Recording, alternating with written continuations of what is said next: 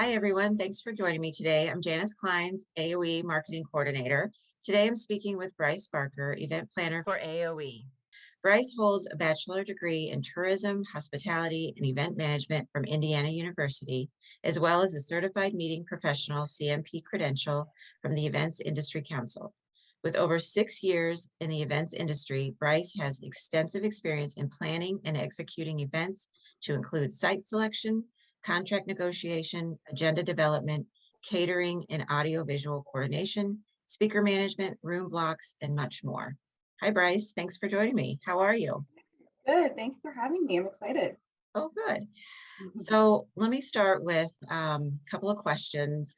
In the last few years, event planners have had to switch to virtual, then they went to hybrid, and now some are in person and some are hybrid.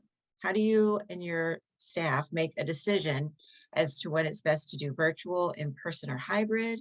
What are some of the factors that you guys consider? Yeah, great question. And I think this is one that's definitely being asked a lot these days. There's definitely a number of factors to consider. And today I'm just going to touch base on just a handful and I'll go a little bit more in depth on them as well. But I do think first you definitely need to consider your event size. So how many people would be actually attending the event, whether virtual, in person, or hybrid? Second would be your overall budget. So what is the budget that you actually have to work with for the event? Third, timeline. So how much time do you actually have to plan and execute for this event? Fourth would be your geography of attendees. So where are the attendees located? Where would they be traveling from? As well as where the event would actually be located if in person or hybrid. And lastly, I really think you need to take into consideration what is actually taking place during the meeting. So what the overall content is and what the meeting objectives are. So for in person, this will offer the most effective form of communication and attendee experience. There's just no doubt about that. But to move forward with an in-person event, you definitely need to have adequate time and a budget to plan for this event. So your budget must cover your in-person costs. So food and beverage, audio visual, room rental, etc. I think it's important that you also have the resources now to develop a safety plan, but also time to communicate that with your attendees so they can ask questions beforehand so they know what to expect going in. And I really think, if the content of the event is a little bit more complicated or may require more lengthy discussion, then in person would probably be your best choice. And then virtual, on the other hand, it definitely has its benefits if you have little time to execute the event or if you just don't have a budget to work with. But I think it's really important when you're moving forward with virtual that you have a global audience interest prior to committing to virtual. And I think you really also need to make sure that your content is relevant and engaging, but also that the agenda is conducive to a virtual event. So we all know that Zoom fatigue is definitely a real thing. People nowadays just don't want to have to be sitting on their computers for hours on end attending in a virtual event. So I think for virtual, more of a panel discussion, educational event, something shorter in time, maybe about 90 minutes in length, is a good format for virtual. And then hybrid, now it kind of offers the best of both worlds. So it ensures all audiences get the valuable information they need, but within their own means. But with hybrid, you still need to consider the factors. You still need adequate time to plan for a hybrid event as well as a budget, but your budget now is also covering the additional technology of a hybrid format, which I'll just discuss a little bit later. So I think, we're lucky to be in this time right now where we have these different options. And while there are a lot of things to consider, and I just touched on it, just a couple, there's definitely a good option for every event. Good information. So there seems to be a perception that hybrid is easy. Just add some internet connections and camera. You can share some details. Can you share some details on the challenges related to hybrid? Yeah. So as I mentioned, hybrid have kind of become this happy medium. It offers something for everyone, which in turn gives you the flexibility to reach the greatest number of attendees. So there's definitely a ton of benefits to hybrid, there's no doubt, but you're also definitely going to face some challenges. And I think the number one challenge we're facing right now is creating a synergy between your virtual aspects and your in-person aspects. And again, I'm going to touch base on this a little bit further in the webinar. So I'm going to move on to another challenge, which is going to be cost.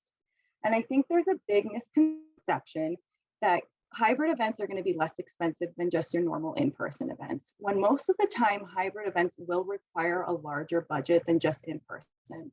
So for in-person, you still need to cover the costs I mentioned before, food and beverage, and these are just a couple: food and beverage, audio visual, room rental, etc. But with hybrid, you're now adding additional technology. You need high speed, reliable internet, and that can definitely get expensive.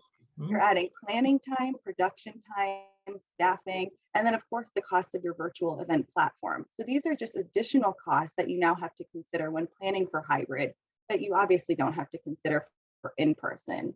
A couple more challenges, one of them being choosing the right hybrid event platform. So obviously this plays a huge role in your hybrid event. So it's really important that you do your research. And there's so many platforms out there now.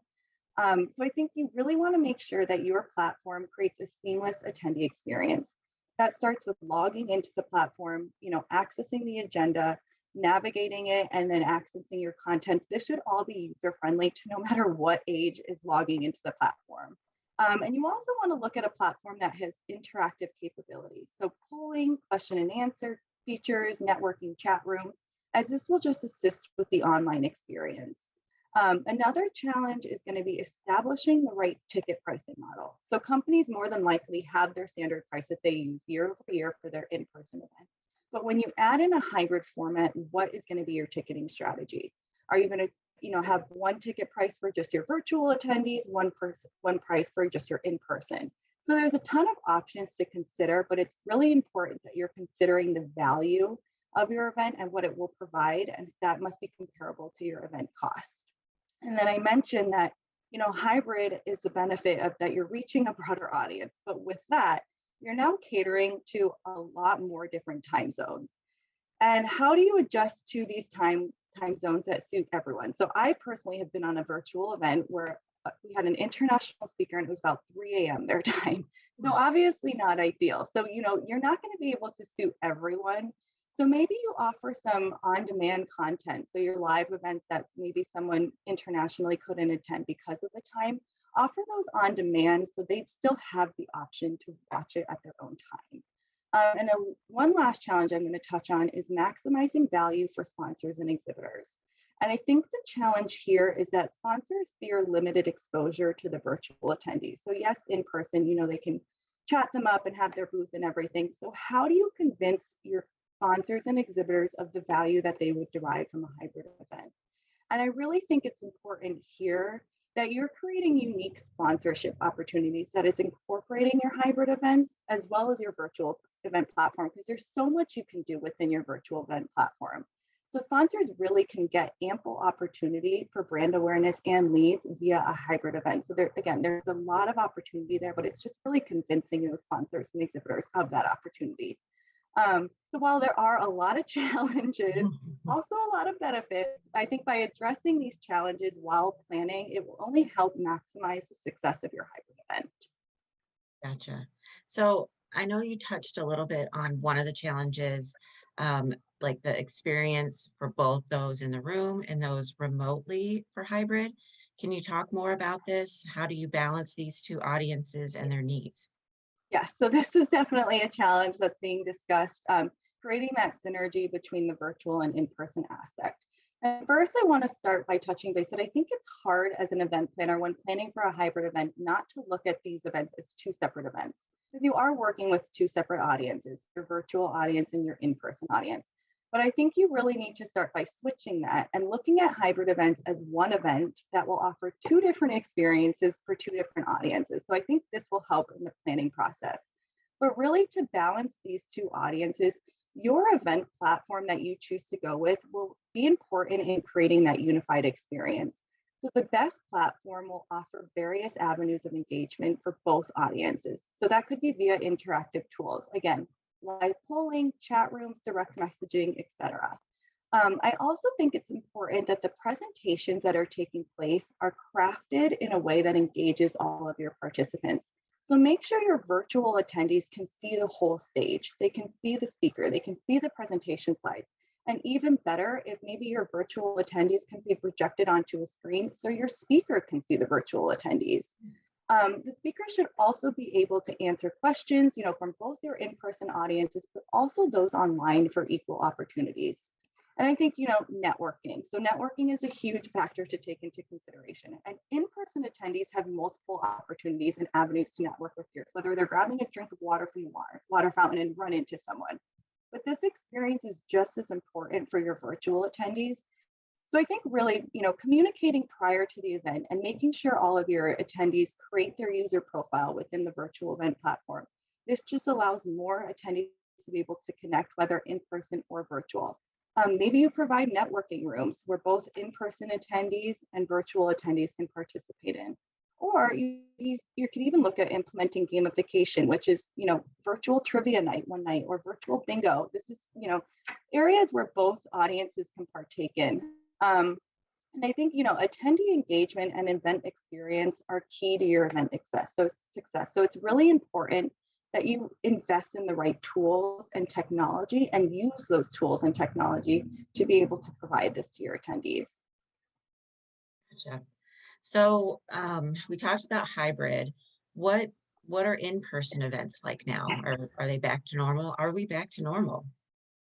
Yeah, so I can definitely say, and I'm happy to see that in-person events are ramping up again. I personally have traveled twice this year to in-person events. So I think from an attendee experience of being back in person, that is relatively the same. It's getting there. I think a lot of people were eager to get back to that face-to-face interaction. So the people that are willing to travel now for these events are also going to be willing to comply with any safety protocols that may be in place. So again, I think from an attendee aspect, yes, we are getting back to normal. But I think from a planning standpoint, I'm not sure if we ever will be back to where we were pre-COVID. I think, now there's always going to be this uncertainty around in-person events, as you just at this time can't fully eliminate the pandemic related risks. So in the past, you always had your uncertainties for in-person events, and that would be related to whether a speaker was going to show, whether a caterer was going to arrive on time. So while unanticipated issues are not new in the event, in-person events, this is just kind of an added factor. And I think because of this, it's more important now than ever to really make sure you're reviewing your contract clauses, but also making sure that you have a backup plan in place. Creating and communicating a contingency plan at this point will only help you in the long run. But to kind of, wrap everything up, I do think we're getting back to normal. It's great to be back in person. I will say that after 2 years. So, but I do believe, the future of events is hybrid. So I think because of that, we can expect to see less attendance in person and to really start rolling in those hybrid, opportunities. Gotcha. Yeah, I think hybrid is a nice balance, Oh gives yeah, everybody the opportunity to join. Well, Bryce, I exactly. thank you for joining us today. Of Thank you course. for sitting down with me and, speaking with me and answering all these questions. For more information on event planning with AOE, please visit our website at aoeteam.com. Thanks, Bryce. Thank you so much, Janice.